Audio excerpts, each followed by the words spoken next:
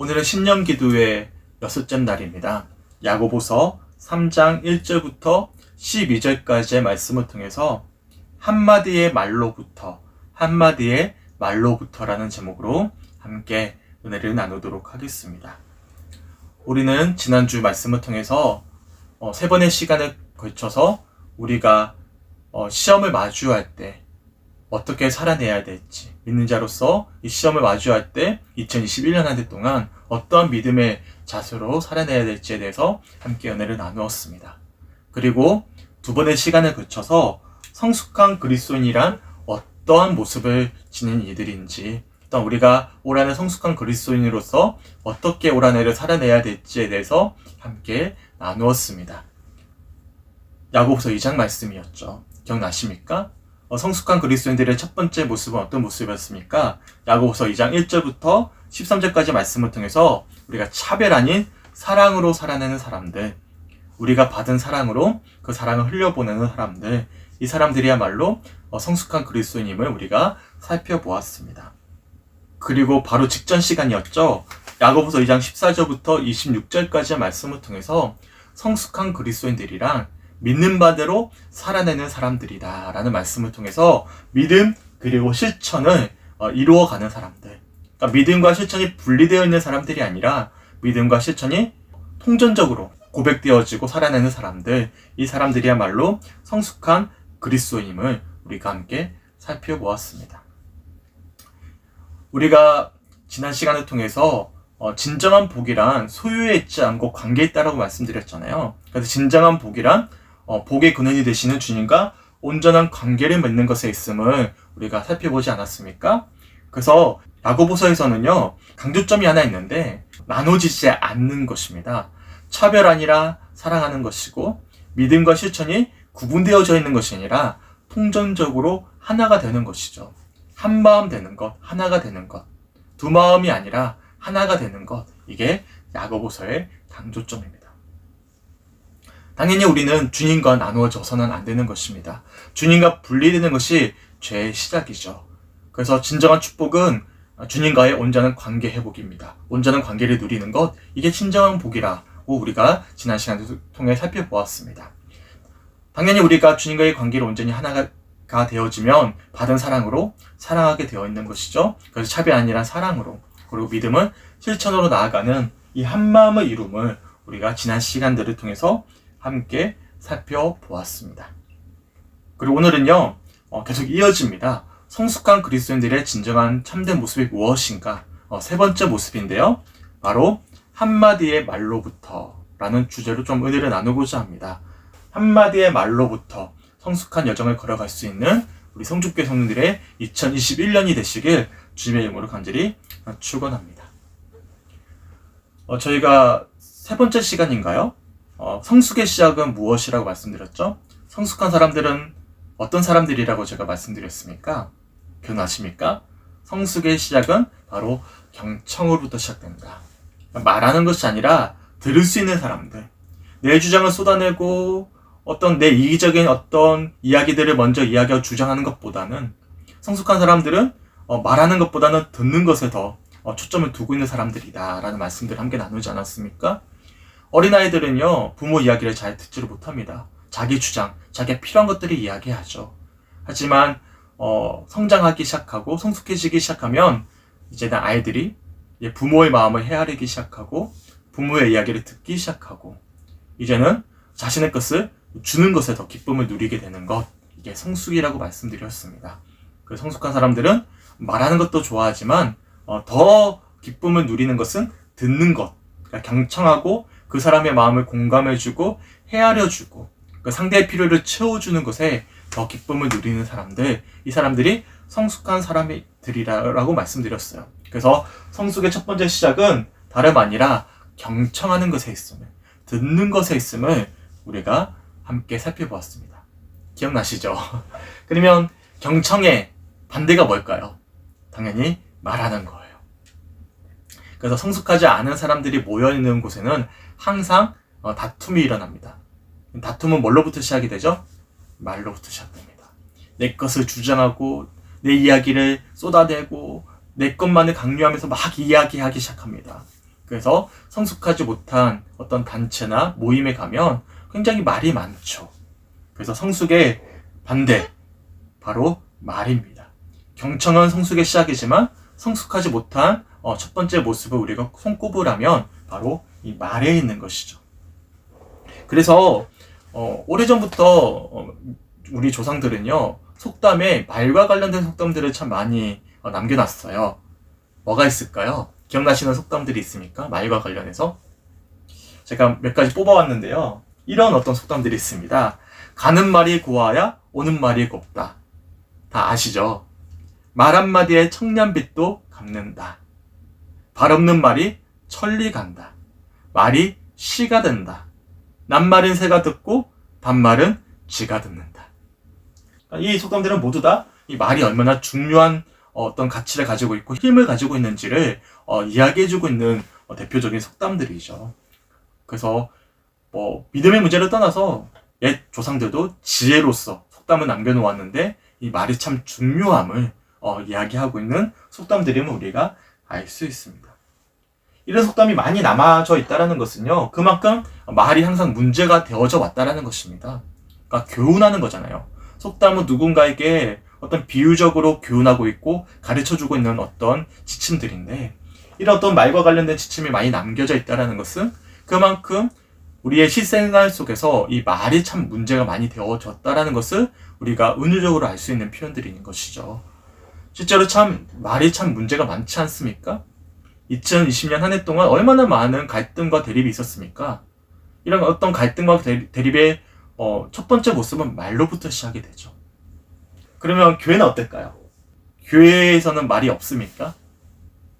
그런가요? 감사하게도 우리 성주교회는 말이 많은 교회가 아니에요. 우리 성도님들이 누군가를 험담하고 비판하고 비난하는 것을 모르죠. 속으로는 충분히 할 수 있습니다. 모든 사람들의 마음에 우리가 다 들 수 없는 것이고, 저 역시도 순간순간 불평과 불만이 쏟아져 나올 때가 있으니까, 그래도 감사한 것은 성숙하셔서 쉽게 사람들 앞에서 또한 무리무리 지어가지고 성도가 성도를 비난하고 훈련하는 이야기들을 거의 하지 않으셔서 너무 감사해요. 그래서 우리 성주교회가 성도들이 많은 교회는 아니지만 말도 많은 교회는 또 아닙니다. 돌아본다면 참 선한 어떤 인격을 가지고 계시고 성품을 가지고 계셔서 말이 많지 않아서 너무 감사합니다. 하지만 두세 사람만 모여도요, 정말 말이 많은 것이 우리의 모습이잖아요. 그런 이야기를 들은 적이 있어요. 두세 사람만 모여도 항상 끊이지 않는 것이 뒷담화다. 뒷담화를 얼마나 많이 하는지 모릅니다. 감사하게도 우리 교회는 그런 뒷담화가 많지 않아서 너무 감사해요. 하지만 한국교회도 마찬가지로 참 교회 내에 뭐가 많냐면 말이 많아요. 말이 참 많습니다. 세상도 말이 많지만 세상만큼이나 말이 많은 곳은 또한 교회라고 생각합니다. 그래서 성숙한 그리스도인들은 어떤 사람들이냐면, 우리가 두 번의 시간을 거쳐서 살펴봤지만 차별연인 사랑하는 사람들이고, 그리고 믿음을 실천으로 살아내는 사람들이지만, 또한 성숙한 그리스도인들은 말의 문제로부터 자유한 사람들이죠. 한마디의 말로부터 이 성숙함이 구분될 수 있다는 것입니다. 이 사람이 어떤 말을 하느냐, 이로부터 우리가 이 사람의 성숙함을 엿볼 수가 있다는 것이죠. 상의 성숙한 그리스도인들은 누군가에게 상처를 주는 말을 하는 사람들이 아니라 누군가에게 축복을 주는 말을 하는 사람들, 누군가를 죽이는 말을 하는 사람들이 아니라 힘겹고 어려운 사람들을 살리는 말을 하는 사람들, 누군가에게 복음의 기쁜 소식을 전하는 말을 하는 사람들인 것이죠. 상처를 주는 사람들이 아니라. 한마디의 말로부터 우리의 성숙함이 드러난다는 것입니다. 만약에 오늘 말씀을 통해서 2021년 한 해 동안 한마디의 말로부터 주님의 영광을 드러내며 또한 한 영혼을 살려내는 정말 성숙한 그리스도인의 삶을 살아낼 수 있는 그런 성주교 성들의 삶이 되길 간절히 소망하고, 오늘 이 말씀을 통해서 2021년 한 해 동안 우리의 말이 회복되어지고 또한 더 깊은 성숙함으로 나아갈 수 있는 그런 은총의 시간이 되시길 주님의 이름으로 간절히 축원합니다. 오늘 본문 1절과 2절 먼저 한번 읽어보겠습니다. 내 형제들아, 너희는 선생된 우리가 더 큰 심판을 받을 줄 알고 선생이 많이 되지 말라. 우리가 다 실수가 많으니 만일 말에 실수가 없는 자라면 곧 온전한 사람이라 능히 온몸도 굴레 씌우리라. 아멘. 노골적으로 이야기하고 있죠. 이게 뭐 깊이 고민할 말씀이 아닙니다. 오늘 본문 말씀은 그냥 쭉 읽어보시면 얼마나 지금 이 야고보 사도가 초대교인들에게 말을 강조하고 있는지를 우리가 엿볼 수 있거든요. 이 혀의 문제를 가지고 이야기하고 있습니다. 이것을 좀 달리 표현해 본다면 왜 야고보 사도가 초대교인들에게 말을 강조할까요? 혀의 문제를 강조할까요? 문제가 없으면 이런 이야기를 할까요? 문제가 있으니까. 당시 초대교회, 우리가 그렇게 본받길 원하는 이 초대교회 내에서도 뭐가 문제였던 것입니까? 말이 문제였기 때문에 이 야고보 사도가 지금 이 말의 문제를 지금 지적하고 있는 것입니다. 과거나 지금이나 세상이나 교회나 상관하지 아니하고 항상 이 혀가 문제였다라는 것이죠. 사실 이 말이 참 중요하거든요. 하나님이 온 세상을 창조하셨어요. 하나님이 온 세상을 뭘로 창조하셨죠? 바로 말씀으로 창조하셨습니다. 빛이 있으라 말씀하셨더니 빛이 생겼고요. 바다와 어떤 모든 하늘과 모든 궁창이 생길 것을 말씀하셨을 때 말씀으로 생기셨습니다. 그러니까 창조는요, 말씀으로 이루어졌어요. 그러니까 말이 참 중요하죠. 우리 하나님은 이 세상을 말씀으로, 이 말로 창조하셨다는 것입니다. 그러면 창조의 반대, 그럼 제일 시작은 뭘로부터 시작이 되었죠? 말로부터 시작되었습니다. 뱀이요, 아담과 하와를 뭘로 유혹했죠? 먹음직하지 않냐. 이렇게 말로 유혹하지 않았습니까? 하나님께서 이 천지 창조를 말씀으로 하셨는데 죄의 시작도 뭘로부터 시작이 되었냐면 이 뱀의 유혹된 말로부터 시작되었다는 것입니다. 더군다나 우리 예수님은요, 자신에 대해서 이렇게 밝히고 계시는데 특별히 요한복음 1장 14절에 보시면 우리 예수님이 어떤 분이심을 이렇게 비유적으로 표현하고 있습니다. 제가 요한복음 1장 14절 읽어드릴게요. 말씀이 육신이 되어 우리 가운데 거하심에 우리가 그의 영광을 보니 아버지의 독생자의 영광이요 은혜와 진리가 충만하더라. 아멘. 우리 하나님의 천지 창조를 말씀으로 하셨고 죄의 시작도 말로부터 시작이 되었습니다. 그리고 우리를 구원하실 우리 예수님을 요한복음 1장 14절에서는 어디에 빗대어서 표현하고 있냐면 이 말씀에 빗대어서 표현하고 있어요. 달리 표현한다면 말로부터 시작된 이 죄를 구원케 하신 우리 예수님은 말씀으로 이 땅에 오셨다라는 거예요. 천지도 말씀으로 창조하셨고 그리고 죄도 말로부터 시작되었는데 이 모든 죄의 문제를 해결하시는 우리 예수님도 말씀으로 오셨다라는 것입니다. 요한복음 15장 7절에 보시면 예수님 자신을 이렇게 표현하고 계셔요. 한번 읽어드리겠습니다. 너희가 내 안에 거하고 내 말이 너희 안에 거하면 무엇이든지 원하는 대로 구하라. 그리하면 이루리라. 아멘. 그러니까 우리가 구원받기 위해서는요, 우리 예수님이 우리 안에 거하셔야 되거든요. 근데 어떻게 표현하고 계시냐면 너희가 내 안에 거해야 되는데 우리가 예수님 안에 거할 때 뭐가 우리 안에 거한다고요? 내 말이요. 그러니까 예수님 자신은 어디에 빗대어서 표현하고 계시죠? 이 말씀, 말에 빗대어서 표현하고 계심을 우리가 알 수 있어요. 따라서 창조도 말씀으로, 죄의 시작도 말씀으로, 그리고 우리를 구원케 하시는 우리 예수님도 말씀으로 오셨고 이 시간에도 여전히 이 말씀 속에서 역사하고 계시고 이 말씀 안에 우리 주님께서 우리 심령 가운데 찾아오셔서 거하신다라는 것입니다. 그래서 참 이 말씀이, 이 말이 참 중요한 것이죠. 그래서 우리들은요, 말로부터 시작된 이 죄를 말씀이 진 주님으로 인하여 이 말씀 우리 안에 거하심으로 우리가 구원함을 받은 것입니다. 그렇다면 우리가 이 말씀을 받은 자들이잖아요. 말씀 받은 자들을 어떻게 살아내야 되는 것입니까? 바로 1절에서 이렇게 말씀하고 있는 거예요. 내 형제들아, 너희는 선생된 우리가 더 큰 심판을 받을 줄 알고 선생이 많이 되지 말라. 선생이라는 분들은요, 이미 지식을 가지고 있는 분들이잖아요. 달리 표현한다면 그리스도인들은 이미 말씀을 받은 자들입니다. 말씀 받은 자로서 말할 수 있어야 된다는 어떤 책임감을 이야기하고 있는 표현들인 것이죠. 이 말씀이 참 복이 되는 말씀이지만 또 믿는 자들에게는 두려움이 되는 말씀일 수도 있는 것입니다. 특별히 첫 번째 대상이 누구죠? 선생이잖아요. 지금 누가 누구에게 지금 말씀을 전하고 있죠? 목회자인 것이죠. 그래서 제가 항상 말씀을 전할 때는 두리고 떨리죠. 결국에는 말씀 전하는 자들에게는 뭐가 있는 것이죠? 책임감이 뒤따르면 우리가 알 수 있는 거예요. 우리는 모두 다 말씀을 들은 자들이고 또한 은혜를 받은 자들입니다. 그래서 우리가 이 시간 말씀 듣는 자로서 책임감이 자연스럽게 따른다라는 것이죠. 그래서 은혜 받은 자로서의 책임이 마땅히 있다라는 것입니다. 그래서 오늘 본문 1절에 뭐라고 말씀하고 있냐면 내 형제들아 너희는 선생된 우리가 더 큰 심판을 받을 줄 알고 선생이 많이 되지 말라라고 말씀하고 있는 것입니다. 우리는 이미 말씀을 받은 자들입니다. 믿으십니까? 이미 우리 예수님이 말씀 속에서 우리들에게 말씀하시고 그런 말씀이신 우리 예수님께서 우리 심령 가운데 임재하고 계십니다. 우리는 이미 구원받은 자예요. 말씀으로 구원받은 자들이죠. 우리는 모두 다 선생이 된 것입니다. 선생된 자로서 마땅히 말씀 앞에 정직하게 살아내야 될 책임감도 우리들에게 주어졌다라는 것입니다. 사실 사람들은 뭘로부터 가장 많은 상처를 받고 있습니까? 다른 문제는요 쉽게 상처가 안 오는데요, 말로부터 시작된 말이 남겨놓은 이 깊은 상처는 쉽게 지워지지 않고 평생 따라옵니다. 저도 마찬가지고요. 그래서 말이 사람을 살리기도 하고 말이 사람을 영원히 죽이기도 하는 것이죠. 그래서 사람들은 대부분 말로부터 상처를 받고 있는 것입니다.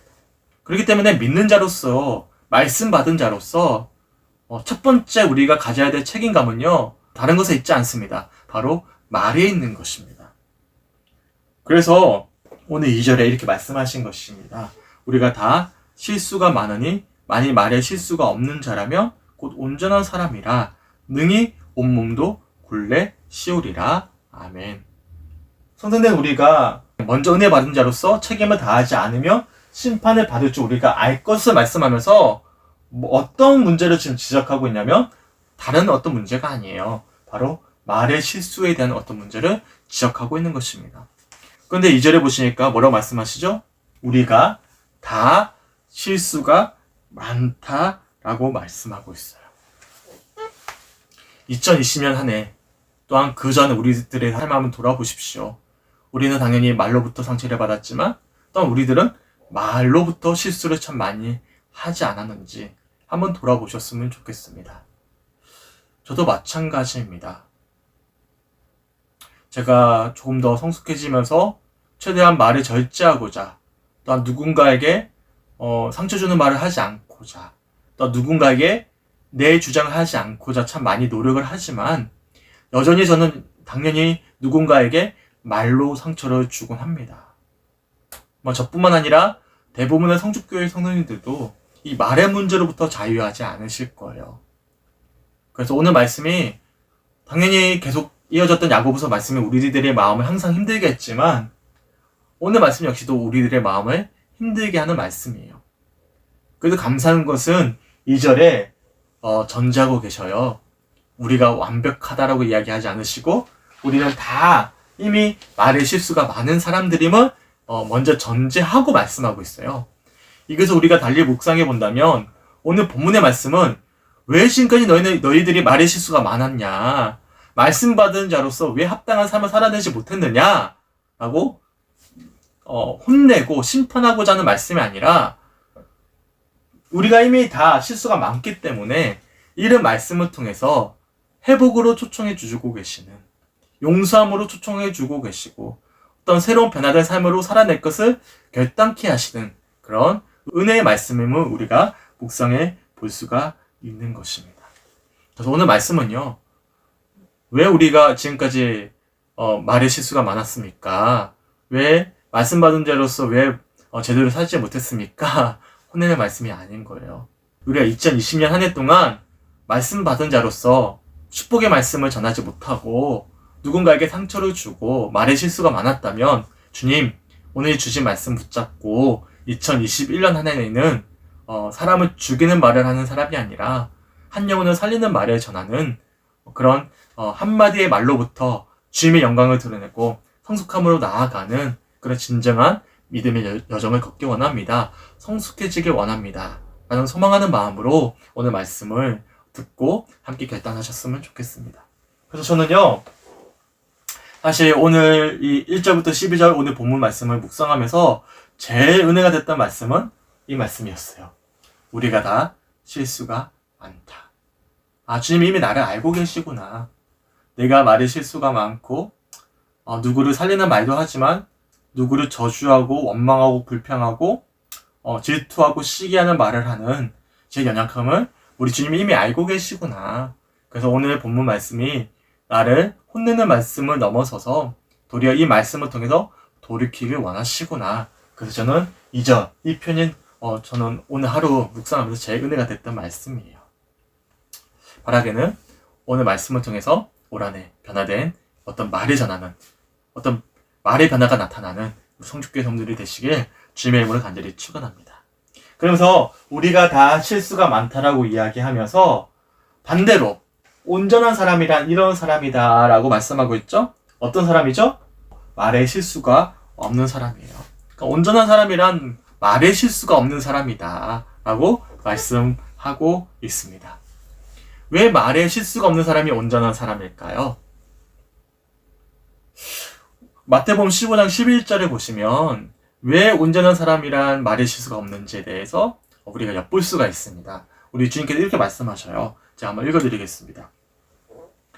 입으로 들어가는 것이 사람을 더럽게 하는 것이 아니라 입에서 나오는 그것이 사람을 더럽게 하는 것이니라. 아멘. 무슨 말씀이죠? 결국에는 우리의 말이 문제가 아니라 뭐가 문제죠? 우리의 어떤 사람을 저주하고 시기하고 죽이는 어떤 말을 하고 있다면 이 말에 어떤 문제가 있는 것이 아니라 뭐가 문제인 거죠? 우리의 속사람이 문제임을 말씀하고 있는 이야기예요. 그러니까 우리를 더럽게 하는 것은요, 입으로 들어오는 것이 아니라, 외면에서 안으로 들어오는 것이 아니라 우리의 어떤 본래적인 죄된 속성이 문제라는 것입니다. 우리가 지금까지 말에 실수가 많았다면 말씀 받은 자로서 축복된 말씀을 전하지 않고 도리어 누군가를 비판하고 저주하고 힐난하고 시기하는 어떤 잘못된 이야기를 하고 있었다면 이 말의 문제가 아니라 바로 우리의 내면의 문제였음을, 내 심령의 문제였음을 지적하고 있는 것입니다. 달리 표현해서 왜 말에 실수가 없는 사람이 온전한 사람이냐면 말에 실수가 없다라는 것은 뭐가 지금 회복되어져 있는 것이죠? 우리의 심령이요. 주님 보시기에 합당한 자로서 회복되어져 있음을, 온전한 사람임을 우리가 알 수 있는 것입니다. 이 온전하다, 이 복 있는 사람이거든요. 이 온전함은 이 복 있는 사람인데 제가 계속해서 반복해서 말씀드리지만 성경에서 말씀하고 있는 복이란 소유적인 개념이 아니라 관계적인 개념을 말씀드렸잖아요. 그러니까 이 온전함은 주님과의 온전한 관계를 뜻하는 표현임을 우리가 알 수 있어요.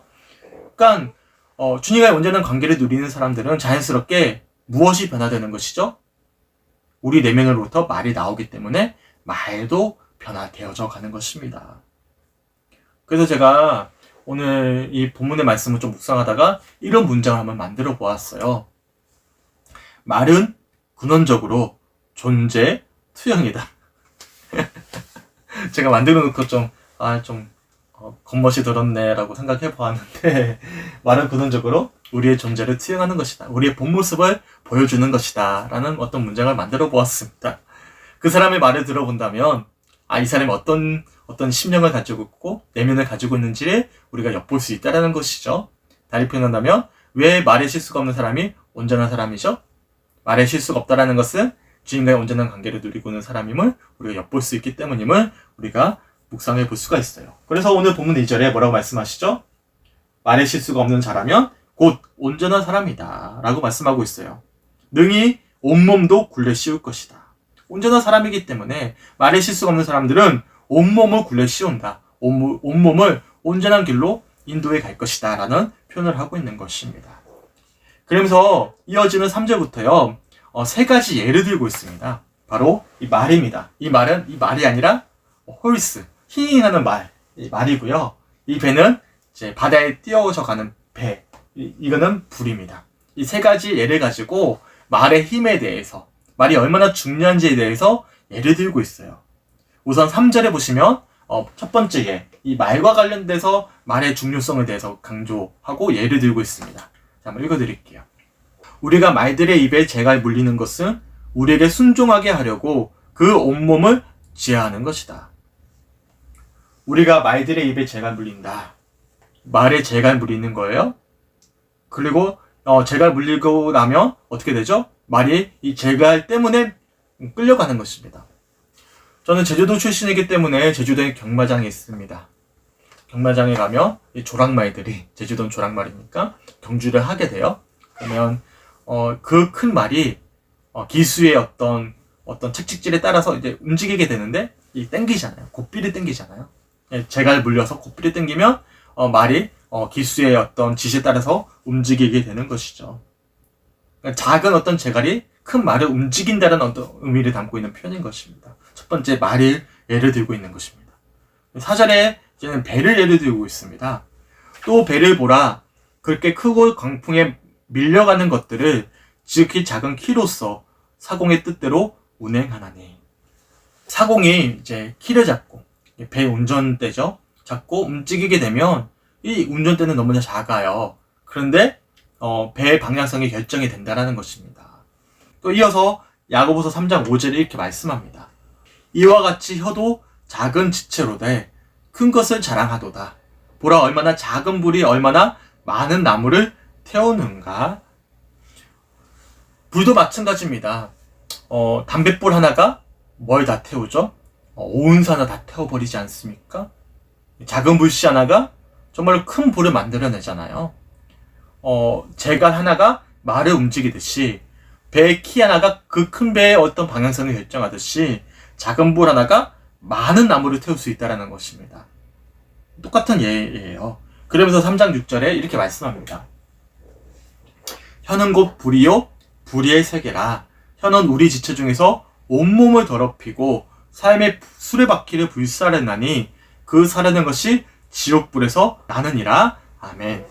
앞에서 말과 배와 불을 지금 비유했는데 이 말과 배와 불을 이제 비유하면서 이것이 바로 혀와 같다라고 비유한 것이거든요.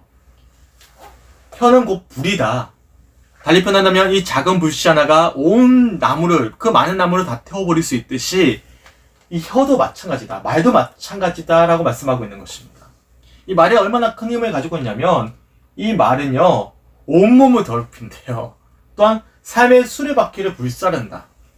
수레바퀴 굴러가는 것이잖아요. 우리 삶의 행방을 바꿀 수 있다. 우리의 어떤 삶의 어떤 방향성을 불사를 수 있다라는 표현이고요. 그리고 그 사라는 것이 어디까지 나가는 것이요? 지옥불까지 나아간다라고 말씀하고 있는 것입니다. 작은 말 한마디가 얼마나 큰 힘과 위력을 가지고 있는지 비유적으로 말씀하고 있는 거예요. 이처럼 말과 배와 불을 통해서 이 말이 가지고 있는 이 힘이 얼마나 강력한지, 우리가 별것 아닌 것 같이 여길 수 있는 이 말 한마디가 얼마나 본래적으로 우리의 어떤 심령을 결정할 수 있는지 우리가 오늘 말씀을 통해서 엿볼 수가 있는 것입니다. 그래서 앞에도 살펴봤지만 온전한 사람은 어떤 사람이죠? 이 말이 달라지는 사람들이에요. 주님과의 온전한 관계를 누리는 사람들은 뭐부터 달라지는 것이죠? 말부터 달라지는 것입니다. 이 사람이 어떤 말을 하는가? 과거에는 누군가를 죽이는 이야기를 하고 시기 질투하고 비판하는 말에 쏟아냈던 사람이라면 주님은 온전히 말씀을 통해 만났어요. 말씀이신 우리 주님께서 우리 심령 가운데 찾아오셨어요. 이 말씀 안에서 우리가 변화되었습니다. 그러면 뭐가 먼저 변하는 것이죠? 우리의 말이 달라지는 것입니다. 사람을 죽이는 말을 하는 사람들이 아니라 한 영혼을 살리는 말을, 정말로 누군가를 축복하는 말을 하는 이로 변화되어지는 것입니다. 그래서 이 말을 통해서 우리 가정이, 우리 교회가, 또한 우리 일터가 변화되어져 가는 것이죠. 소망하기는 이 말의 힘을 경험할 수 있고 간증할 수 있는 우리 성주교회 성도들의 2021년 한 해가 되시길 주님의 이름으로 간절히 축원합니다. 말씀이신 예수님이 우리 안에 거하셔서 이 말씀이신 예수님을 통해서 우리 심령이 변화되어서 이 말씀이신 주님을 통해서 이 말이 변화되어져 가는 그런 2021년 한 해가 되시길 주님의 이름으로 간절히 축원합니다. 하지만 이런 말을 길들이기가 참 쉽지가 않습니다. 이에 대해서 7절부터 8절까지 이렇게 말씀하고 있어요. 여러 종류의 짐승과 새와 벌레와 바다의 생물은 다 사람이 길들일 수 있고 길들여 왔거니와 혀는 능히 길들일 사람이 없나니 쉬지 아니하는 악이요 죽이는 독이 가득한 것이라. 아멘. 예를 들고 있죠. 얼마나 말을 길들이는 것이 어려운지에 대해서 말씀하고 있는 거예요. 실제로 뭐라고 말씀하고 있냐면 여러 종류의 짐승과 새와 벌레와 바다의 생물은 다 사람이 길들일 수 있고 길들여 왔거니와 라고 말씀하고 있습니다. 달리 표현한다면 우리가 동물 같은 거 잘 길들이잖아요. 저희 집에 강아지 키우고 있어요. 쭈쭈라는 강아지를 키우고 있는데 시추입니다. 알고 봤더니 이 시추가 많은 애완견이 있지 않습니까? 굉장히 많은 애완견이 있는데 지능 어떤 지수가 70등이래요. 굉장히 낮아요. 굉장히 속된 말로 하면 멍청한 개가 시추죠. 그러니까 우리 쭈쭈가 참 멍청해요. 솔직히 말씀드리면. 그런데요, 몇 가지는 이야기를 알았습니다. 네. 길들일 수 있는 것이죠. 쉬를 보고 이렇게 어떤 봉변을 보는 것도 자기가 정해진 장소에 하고요. 먹는 거 굉장히 식탐이 많아서 먹는 거 참 좋아하지만 이것도 이제 길들였어요. 그러니까 먹을 수 있을 때, 못 먹을 때 어떻게 먹어야 되는지. 그러니까 길들일 수 있는 것입니다. 하지만 어떤 생물들, 어떤 다른 문제들은 다 길들일 수 있는데 이게 참 쉽지 않다라고 말씀하고 있는 거예요. 8절입니다. 혀는 능히 길들일 사람이 없나니 쉬지 아니하는 악이요 죽이는 독이 가득한 것이다 라고 말씀하고 있어요. 다른 것들은 길들이기 쉬운데 뭐는 길들이기 어렵다고 말씀하고 있는 것입니까? 8절 보니까 혀는 능히 길들일 사람이 없다. 달리 표현한다면 우리는 말을 길들일 수 없다.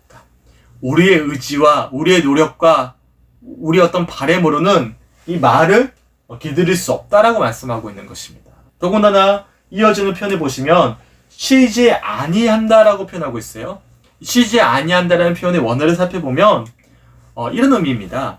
길들여지지 않은 야생마. 야생마 아시잖아요. 과거에 어떤 영화 같은 데 보면 이 사람이 정말로 훌륭한 어떤 카우보이가 되고 싶으면 길들여지지 않은 어떤 소나 말을 타고 길들일 수 있으면 이 사람은 진짜 훌륭한 어떤 마부다, 어떤 이제 카우보이다 이렇게 인정하는 어떤 영화를 본 기억이 있거든요. 그러니까 쉬지 아니한다라는 표현은요 길들일 수 없다라는 표현입니다. 그러니까 우리의 어떤 이 말의 문제는 우리의 어떤 의지와 노력으로는 길들일 수 없다라는 것을 우리가 알 수가 있는 거예요. 달리 표현한다면 다른 것들은 우리 노력은 어떻게 할 수 있을지 모르겠지만 이 말은요 우리 힘으로는 길들일 수 없다. 우리 힘을 어떤 변화시킬 수가 없는 것입니다. 그래서 우리가 올 한해 정말로 누군가를 죽이는 말이 아니라 축복된 말을 하기 위해서는요 우리가 먼저 가져야 될 믿음의 자세는 무엇이죠? 오늘 말씀을 들었으니까 그래 오늘부터는 좀 달리 이야기 한번 해봐야지. 작년과는 달리 가족들에게 축복된 이야기를 해주고 사랑하는 사람들에게 상처 주는 말 하지 않고 살리는 이야기를 좀 해주고 그렇게 어떤 이제 변화된 어떤 이야기를 좀 해줘야지 우리가 아무리 결단한다고 될 문제가 아닙니다. 이 말의 문제는 본래 어떤 우리의 심령으로부터 나오는 근원의 문제이기 때문에 우리가 어떤 말의 변화를 소망한다면 무엇이 변화되어져야 되는 것이죠? 우리 심령이 변화되어져야 되는 것입니다. 그렇기 때문에 이 말의 문제는요 주님께 내어드려야 되는 것입니다. 내 마음은 내가 어떻게 할 수 없잖아요. 우리 심령은 우리가 변화시킬 수 없거든요. 우리의 어떤 죄된 심령을 변화시키는 분은 오직 예수님밖에 없잖아요. 그렇기 때문에 이 말의 문제는요 우리의 힘으로 되는 것이 아니라 누가 하셔야 되는 문제입니까? 우리 주님이 이 시간 찾아오셔서 말씀이신 우리 주님께서 우리의 심령 가운데 찾아오셔서 말씀으로 우리의 심령을 변화시켜 가시고 이 말씀으로 새로운 삶을 살아낼 때 뭐까지도 변화되는 것입니까? 과거와는 달리 우리의 말도 달라지는 것입니다. 그러니까 성숙한 그리스도인들이 왜 말이 변화되는 사람들이냐면 바로 성숙한 그리스도인들은 누구를 만난 사람들이기 때문이죠. 우리 예수님을 만나서 변화되어져 간 사람들이기 때문에 그런 것이죠. 바라기는 2021년 한 해 동안 주님과의 온전한 관계를 누림으로 우선 말이 변화되어져 갔으면 좋겠습니다. 정말로 사랑하는 남편과 자녀들에게 얼마나 우리가 말로 상처를 많이 줍니까? 소망하기는 주님까지 진솔한 관계 속에서 사랑하는 가족들에게 상처 주는 말이 아니라 사랑하는 가족들에게 축복하고 힘을 주는 말을 할 수 있는 사람들, 또한 사랑하는 이웃들에게 복음을 전할 수 있는 사람들, 그렇게 말을 통해서 주님의 영광을 올려드리고 변화를 소망할 수 있는 그런 진정한 그리스도인들, 성숙한 그리스도인들로서 살아낼 수 있는 우리 성주교회 성들의 2021년 한 해가 되시길 주님의 이름으로 간절히 축원합니다. 또한 9절과 10절에서도 이 말의 중요성에 대해서 이렇게 비유하고 있습니다. 제가 9절과 10절 한번 읽어드릴게요. 이것으로 우리가 주 아버지를 찬송하고 또 이것으로 하나님의 형상대로 지음을 받은 사람을 저주하나니 한 입에서 찬송과 저주가 나오는도다. 내 형제들아 이것이 마땅하지 아니하니라. 아멘. 이 9절에서는 지금 우리가 말로 누구를 찬송하고 있죠? 하나님을 찬송하고 있어요.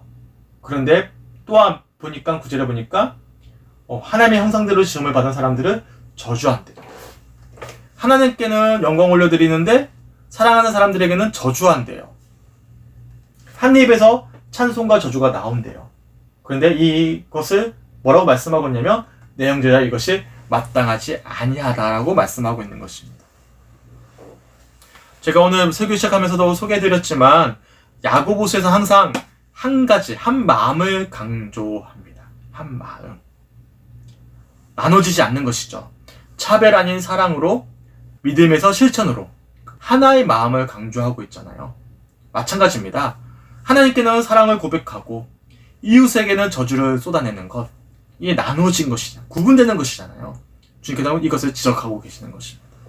더군다나 우리가 지난 시간에 살펴봤지만 성경에서 강조하고 있는 가장 중요한 율법이 무엇입니까? 두 가지. 하나님 사랑, 이웃 사랑입니다. 이 하나님 사랑, 이웃 사랑도 나눠질 수 없다라는 것을 말씀하고 있는 것이죠. 그래서 9절과 10절에 뭐라고 말씀하신 것입니까? 우리가 아버지를 찬송하고 있는데 또한 똑같은 말로 하나님의 형상대로 지음받은 사람을 저주하고 있다면 우리는 지금 뭔가가 잘못 믿고 있다는 것을 말씀하고 있는 것입니다. 특별히 9절에 보니까 우리가 누군가를 지금 저주하고 있어요? 누구를 저주하고 있는 것이죠? 잘 보셔야 됩니다. 하나님의 형상대로 지음받았다라고 말씀하고 있어요. 그러니까 누군가를 우리가 저주하고 있다면 사실상 누구를 저주하고 있는 거예요? 하나님을 저주하고 있음을 표현하고 있는, 굉장히 우리의 어떤 간담을 서늘하게 하는 말씀인 것이죠. 그러니까 우리가 누군가를 미워하고 있다면 단순히 누군가만을 미워하는 것이 아니라 하나님의 형상대로 창조되어진 사람을 미워하기 때문에, 달리 표현하면 하나님을 지금 미워하고 있음을 빗대어서 표현하고 있는 표현임을 우리가 알 수 있는 것입니다. 온 세상에 소중하지 않은 사람은 없죠. 근데 저도 잘 안 됩니다. 그럼 말씀 전하고 있는 목사님은 모든 사람들을 사랑하고 모든 사람들을 축복합니까? 아니요. 이 말씀은 저에게도 주시는 도전의 말씀이고요. 우리 모두에게 주시는 도전의 말씀이죠. 돌아본다면요, 은혜 받으면 사실 미워할 수 있는 사람들 미워하지 않게 되거든요. 근데 주님과의 관계가 좋지 않아요. 은혜가 이제 사라졌어요. 내 마음이 강팍해요. 그러면 사랑하는 사람들에게도 저주하고 힐난하는 이야기를 쏟아내는 것이 우리의 심령이지 않습니까? 네. 그래서 우리가 정말로 온전한 이야기를 하고 축복되는 이야기를 하기 위해서 우리의 심령이 변화되어져야 되는 것입니다. 네. 소망하기는 오늘 말씀들을 통해서 하나님만을 사랑하는 것이 아니라 하나님을 사랑하는 만큼 또한 하나님의 형상대로 지음받은 사람들을 사랑할 수 있는 우리 성주교회 성들이 되시길 주님의 이름으로 간절히 축원합니다. 그리고 이어지는 11절과 12절도 동일하게 이 말과 관련된 비유적인 말씀을 하고 계십니다. 제가 한번 읽어보겠습니다. 샘이 한 구멍으로 어찌 단물과 쓴물을 내겠느냐? 내 형제들아 어찌 무화과 나무가 감람 열매를, 포도나무가 무화과를 맺겠느냐? 이와 같이 짠물이 단물을 내지 못하느니라. 아멘. 두 가지 예를 들고 있죠. 첫 번째는 샘이 한 구멍으로 어찌 단물과 쓴물을 내겠느냐 라고 말씀하고 있어요. 이게 된 근원적인 문제를 이야기하고 있는 것입니다. 샘은요, 솟아나는 것이잖아요. 네. 쏟아나는 근원으로부터 어찌 단물과 쓴물을 내겠느냐. 우리 어떤 심령이 우리 예수님께 있다면, 우리가 정말 거듭난 하나님의 자녀라면, 그래서 말씀이신 주님께서 우리 마음 가운데 말씀으로 살아 움직이고 계신다면, 이 어떤 우리의 심령의 근원으로부터 어떻게 쓴물이 나올 수 있겠느냐, 잘못된 이야기가 나올 수 있겠느냐, 어떻게 두 가지 마음이 나올 수 있겠느냐, 어떤 두 가지 말을 할 수 있겠느냐 지적하고 계시는 것이죠. 앞에서 제가 읽어드렸지만 마태복음 15장 11절 말씀, 입으로 들어가는 것이 사람을 더럽게 하는 것이 아니라 입에서 나오는 그것이 사람을 더럽게 하는 것이다 라는 말씀을 하고 계시는 것입니다.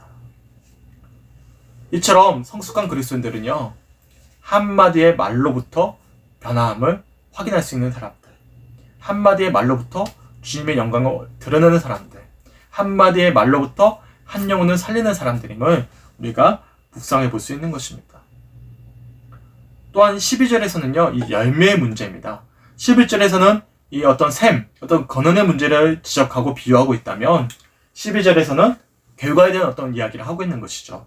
제가 12절 한번 읽어드릴게요. 내 형제라 어찌 무화과 나무가 감난 열매를 포도나무가 무화과를 맺겠느냐, 이와 같이 짠물이 단물을 내지 못하느니라. 아멘. 열매가 달라진다라는 것이죠. 무화과 나무, 감난 열매, 포도나무가 어떤 무화과 나무를 이야기하면서 열매가 달라질 수 있음을 말씀하고 있음을 우리가 알 수가 있는 것입니다.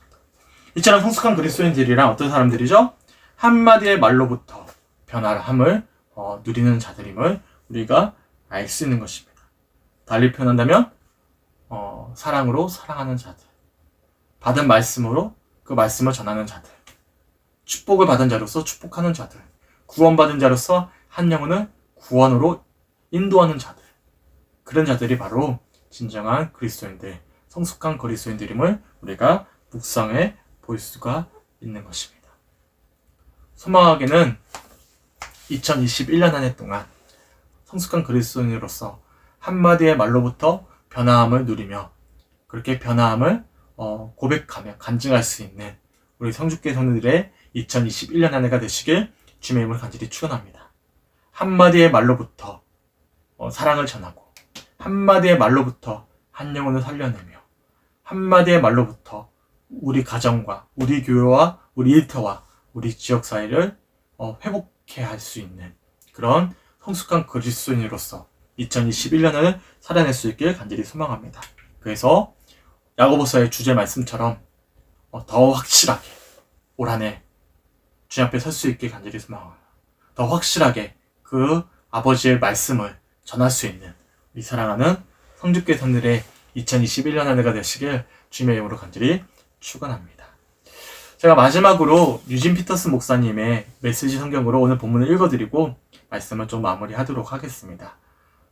글씨가 작아서 잘 안 보이시겠지만 잘 들어보시고 오늘 주신 말씀 붙잡고 결단하며 기도했으면 좋겠습니다. 제가 읽어드리겠습니다. 친구 여러분, 성급하게 선생이 되려고 하지 마십시오. 가르침에는 막중한 책임이 따릅니다. 선생은 가장 엄격한 기준을 적용받습니다. 우리 가운데 완전한 자격을 갖춘 사람은 하나도 없습니다. 우리는 입을 열 때마다 거의 매번 실수를 저지릅니다. 온전히 참된 말을 하는 사람을 만난다면 여러분은 삶을 완벽하게 제어하는 완전한 사람을 보고 있는 것입니다. 말의 입에 물린 재갈이 말의 온몸을 통제합니다. 큰 배라도 능숙한 선장의 손에 작은 기가 잡혀 있으면 그 배는 아무리 거센 풍랑을 만나도 항로를 벗어나지 않습니다. 여러분의 입에서 나오는 말이 하찮아 보이지만 그 말은 무슨 일이든 성취하거나 파기할 수 있습니다. 잊지 마십시오. 아주 작은 불꽃이라도 큰 산불을 낼 수 있습니다. 여러분의 입에서 나오는 부지한 말이나 부적절한 말이 그 같은 일을 합니다. 우리는 말로 세상을 파괴할 수도 있고 조화를 무질서로 바꿀 수도 있고 명성의 먹칠을 할 수도 있고 지옥 구덩이에서 올라오는 연기처럼 온 세상을 허망하게 사라지게 할 수도 있습니다. 두려운 일이 아닐 수 없습니다. 여러분이 호랑이는 기들일 수 있지만 혀는 기들일 수 없습니다. 이제껏 혀를 기들인 사람은 아무도 없었습니다. 혀는 사납게 날뛰는 무자비한 살인자입니다. 우리는 혀로 하나님, 우리 아버지를 찬양하기도 하고 바로 그 혀로 하나님이 자기 형상대로 지으신 사람들을 저주하기도 합니다. 한 입에서 저주도 나오고 찬양도 나옵니다. 친구 여러분, 그런 일이 계속 일어나서는 안 됩니다. 샘이 하루는 단물을 내고 다음 날은 쓴물을 낼 수 있겠습니까? 사과나무가 딸기를 낼 수 있습니까? 딸기 덩굴이 사과를 낼 수 있습니까? 더러운 진흙구덩이에서 맑고 시원한 물 한 잔을 얻을 수 있겠습니까?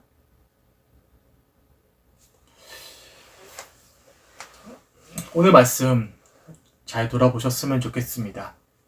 성숙한 그리스도인들은 차별이 아닌 사랑으로, 성숙한 그리스도인들은 믿음 그리고 실천함으로 나아가는 자들이며, 또한 성숙한 그리스도인들은 오늘 본 말씀처럼 말 한마디로 하나님의 영광을 올려드리고 한 영혼을 살리는 이들입니다. 소망하기는 2021년 한 해 동안 오늘 주신 말씀 마음과 깊이 새기면서 주님과의 온전한 관계 아래 정말로 한 영혼을 살릴 수 있고 하나님 한 영혼을 축복할 수 있고 하나님께 영광을 올려드릴 수 있는 그런 한마디의 말을 드릴 수 있는, 그리고 한마디의 말을 통해 성숙한 그리스도인임을 증거할 수 있는 그런 2021년 성주교회 성들의 한 해의 삶이 되시길 주님의 이름으로 간절히 축원합니다. 소망하기는 지난 시간들을 돌아보고 오늘 주신 말씀들을 소망하면서 주님 올 한해 변화된 말을 전하며 축복된 말로써 주님께 영광 올려드리는 우리의 삶이 되길 간절히 소망합니다.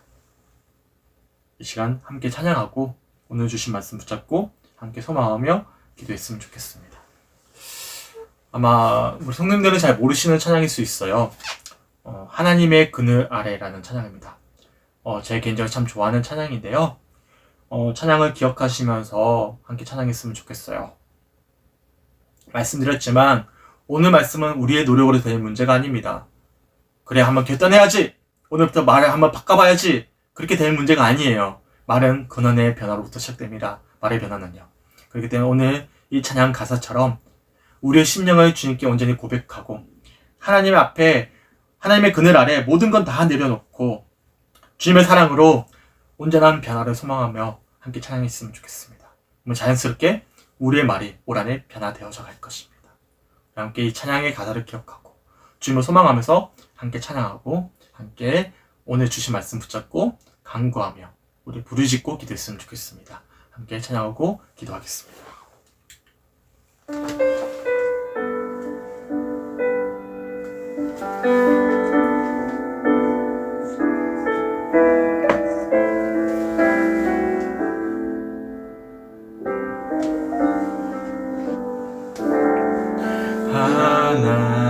하나님의 그늘아, 내 모든 것, 내 모든 다 내려놓고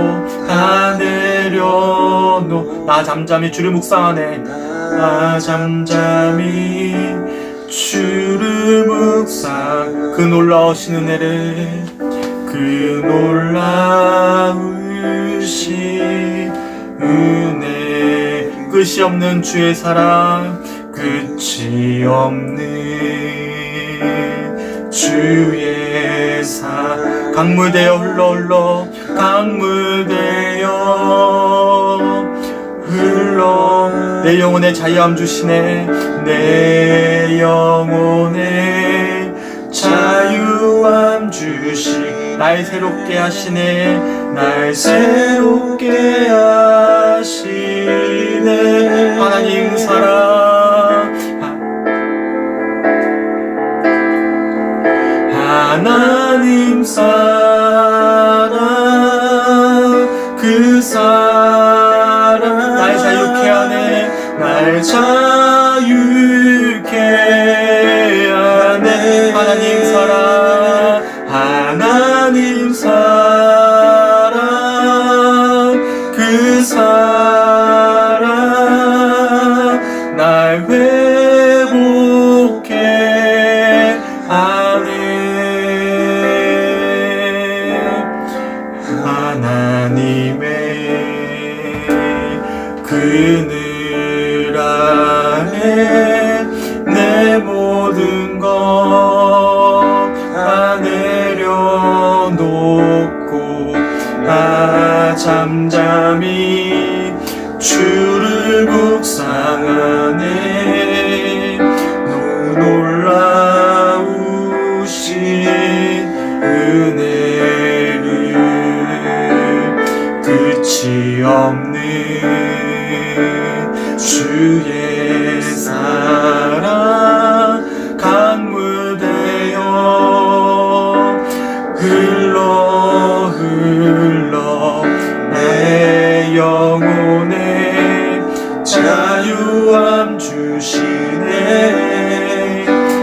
새롭게 하시네. 하나님 사랑,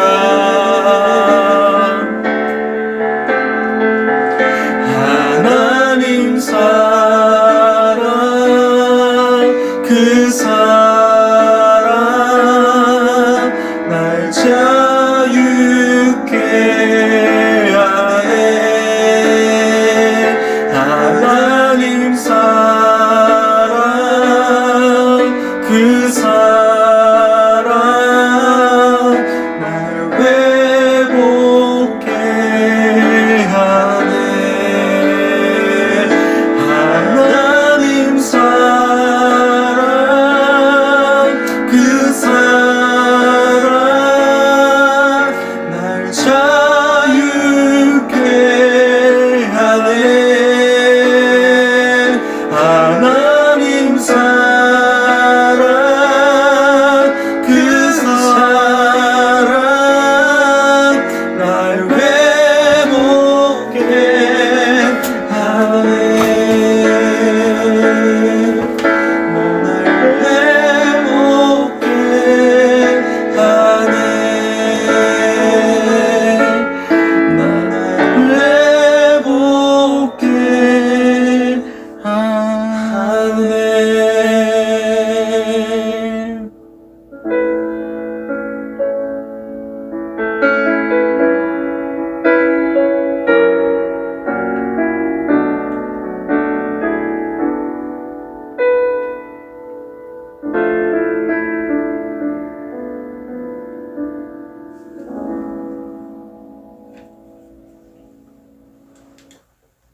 우리 먼저 기도했으면 좋겠습니다. 첫 번째 함께 기도할 제목은요, 먼저 용서함을 구하는 기도를 했으면 좋겠습니다. 주님, 지금까지 우리들의 삶을 돌아보면서 누군가에게 말로써 상처 주지 않았습니까? 가장 가까운 남편과 아내에게, 부모님에게, 자녀들에게, 더 나아가서 성도들에게, 동료들에게, 또한 이웃들에게, 누군가에게 우리가 말로써 정말로 주님의 영광을 드러내고 축복된 이야기를 한 것이 아니라 말로써 누군가에게 기쁜 상처를 남겨놓진 않았습니까? 우리가 알고 있든지 모르고 있든지 하나님 말로써 누군가에게 하나님 상처를 주고 또한 아픔을 주었다면 주님, 우리의 연약하고 완악한 심령과 우리의 입술을 용서해 주시고, 하나님, 우리는 누군가에게 준 그 상처를 치유할 수 없지만 주님, 우리 어떤 죄된 모습들을 용서해 주시고, 혹여나 우리의 말로서 받은 누군가의 상처가 있다면 주님, 이 시간 찾아가 주셔서 우리들을 대신하여서 그들이 받은 상처들을 하나님 만져주시고 치유케 하여 주시옵소서. 그래서 주님, 우리의 말로써 남겨놓은 우리의 모든 죄된 모습들 용서해 주시고, 하나님, 우리의 완악한 모습들 용서해 주시고, 또한 우리가 할 수 없는 치유를 허락하여 주시옵소서. 이 시간 우리의 어떤 말의 어떤 잘못된 모습들, 죄된 모습들을 회개하며 주님의 치유하심을 고백하면서 간구하면서 이 시간 주여 한번 크게 외치고 이 시간 부르짖으면서 함께 기도했으면 좋겠습니다. 함께 기도합니다.